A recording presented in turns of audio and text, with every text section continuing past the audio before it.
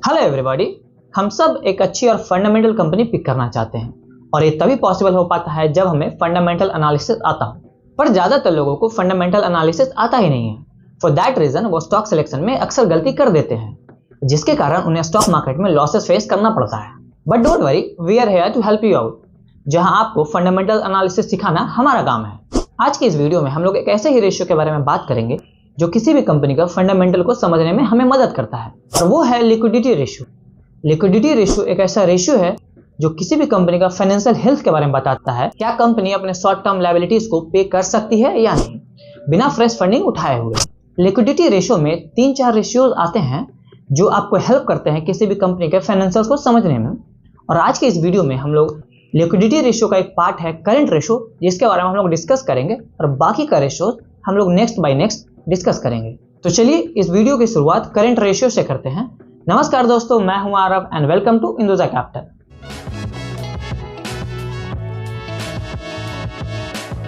Current ratio liquidity ratio का important ratio है जो इन्वेस्टर्स को इन्फॉर्म डिसीजन लेने में मदद करता है। करंट रेशियो इन्वेस्टर्स को यह बताता है कि कंपनी अपने करंट लायबिलिटीज को अपने करंट एसेट से पे कर सकती है या नहीं।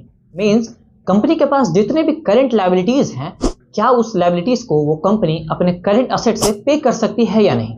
मींस कंपनी के पास जितना ज्यादा करंट एसेट होगा उस कंपनी के लिए उतना अच्छा होगा। अब थोड़ा करंट एसेट और करंट लायबिलिटी को समझ लेते हैं।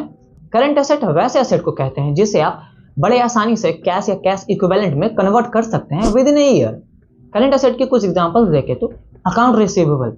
अकाउंट रिसीवेबल उसे कहते हैं जब कंपनी कोई भी अपना प्रोडक्ट या सर्विसेज किसी कस्टमर को बेचती है, तो वो कंपनी जिस भी कस्टमर्स को प्रोडक्ट या सर्विसेज बेची है वहां से पैसे अभी तक आए नहीं है, वो सारा का सारा सेल उधार पे हुआ है, वहां से पैसे आने बाकी है, उसे हम अकाउंट रिसीवेबल कहते हैं। दूसरा है कैश और कैश इक्विवेलेंट। ये दोनों एसेट ऑलरेडी कैश फॉर्म में है, तो इन दोनों को कन्वर्ट करने की जरूरत नहीं है, ये ऑलरेडी करंट एसेट है। और तीसरा है मार्केटेबल सिक्योरिटीज। मार्केटेबल सिक्योरिटीज का मतलब होता है कि अगर कंपनी कोई भी अदर एसेट क्लास में इन्वेस्टमेंट करके रखती है, जैसे कि बॉन्ड, गोल्ड, ईटीएफ्स एक्सेट्रा, तो उसे बेचना इजी हो जाता है। वो बहुत ही कम टाइम फ्रेम में उस एसेट को बेचकर कैश में कन्वर्ट कर सकती है। और नेक्स्ट है शॉर्ट टर्म डिपॉजिट्स। अगर कंपनी ने कोई शॉर्ट टर्म डिपॉजिट्स करवा के रखे हैं तो वो भी करंट एसेट में इंक्लूड किया जाएगा। नेक्स्ट है इन्वेंट्रीज। इन्वेंट्री उसे कहते हैं जो कंपनी के अनसोल्ड स्टॉक्स है जो अभी तक बिके नहीं है बट उनके वेयर हाउस में है, या फिर कोई भी ऐसा रॉ मटेरियल जिसकी मदद से कंपनी कोई फिनिश गुड बनाएगी, उसे भी इन्वेंट्री कंसिडर किया जाता है। अब अगर करंट लायबिलिटीज को देखें तो करंट लायबिलिटीज एक फाइनेंशियल ऑब्लिगेशन होता है जिसे किसी भी कंपनीज को विद इन ए ईयर पे ऑफ करना होता है। अब अगर करंट लायबिलिटीज के कुछ एग्जांपल्स देखें तो जैसा कि income tax. Income tax company के लिए करंट लायबिलिटीज होता है जो कि विद इन ए ईयर उसे गवर्नमेंट को पे करना होता है। और दूसरा है अकाउंट पेएबल। मींस सपोज अगर कोई कंपनी प्रोडक्ट या सर्विसेज लेती है थर्ड पार्टी से, बट उसका पेमेंट वो कंपनी अभी तक नहीं की है उस पार्टी को, वो पेमेंट अभी ड्यू है, वो पेमेंट अभी थर्ड पार्टी कंपनी को करना बाकी है, तो उसे हम लोग अकाउंट पेएबल कहते हैं। तीसरा है शॉर्ट टर्म डेट। अगर कंपनी ने किसी प्रकार का शॉर्ट टर्म लोन ले रखा है तो वो कंपनी के लिए करंट लायबिलिटी माना जाता है।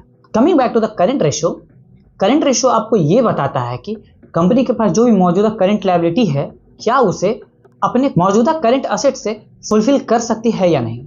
मींस क्या कंपनी के पास इतने करंट एसेट है कि उसके पास जितने भी करंट लायबिलिटीज है वो अपने करंट एसेट को बेचकर वो करंट लायबिलिटीज को पूरा कर सकती है। करंट रेशियो निकालने का फॉर्मूला होता है current asset divided by current liability. Let's suppose एक एबीसी प्राइवेट लिमिटेड है जिसका टोटल करंट एसेट है 10 लाख रुपीस का और उसका करंट लायबिलिटीज 8 लाख रुपीस का है। और अगर इसका करंट रेशियो निकाले तो total current asset divided by total current liability, इसका टोटल करंट एसेट है 10 lakh rupees and total current liability है 8 लाख रुपीस, दैट इज 1.25।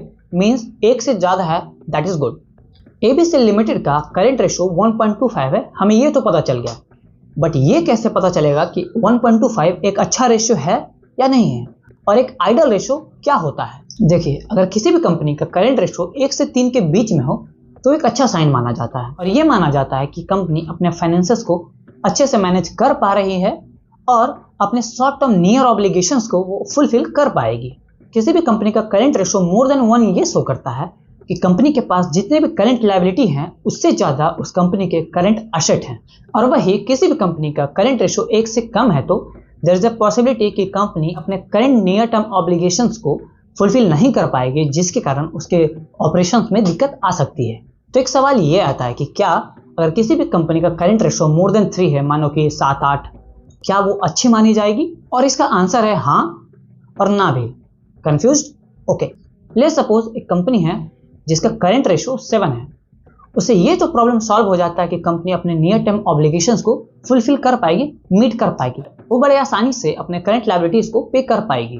और ये साथ में जो करंट रेशो 7 है, ये आपको ये बताता है कि कंपनी अपने असेट्स को अच्छे से मैनेज नहीं कर पा रही है, विच इज नॉट गुड। और साथ में ही कंपनी का जो करंट असेट 7 है आपको ये बताता है कि कंपनी अपने करंट असेट को अच्छे से यूटिलाइज नहीं कर पा रही है।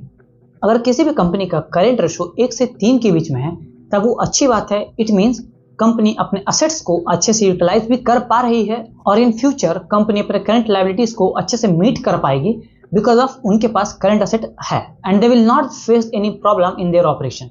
ध्यान रखने वाली बात यह है कि कई हद तक कंपनी का हायर और लोअर करंट रेशो डिपेंड करता है कि कंपनी किस सेक्टर में ऑपरेट करती है। एग्जाम्पल के तौर पे रिटेल सेक्टर के कंपनीज के हायर करंट रेशो होते हैं as compare to the service sector companies, क्योंकि रिटेल सेक्टर की कंपनीज हायर इन्वेंट्री के साथ ऑपरेट करते हैं जिसके कारण उनका करंट रेशो ज्यादा होता है।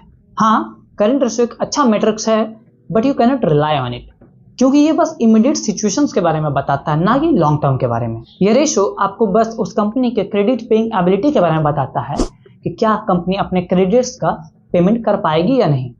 That's it for today. आशा करता हूँ आपको हमारा वीडियो पसंद आया होगा, और अगर आया होगा तो आप इस वीडियो को अपने फ्रेंड्स और फैमिली के साथ जरूर शेयर करिए। Do subscribe this channel and hit the like button. Thanks for watching.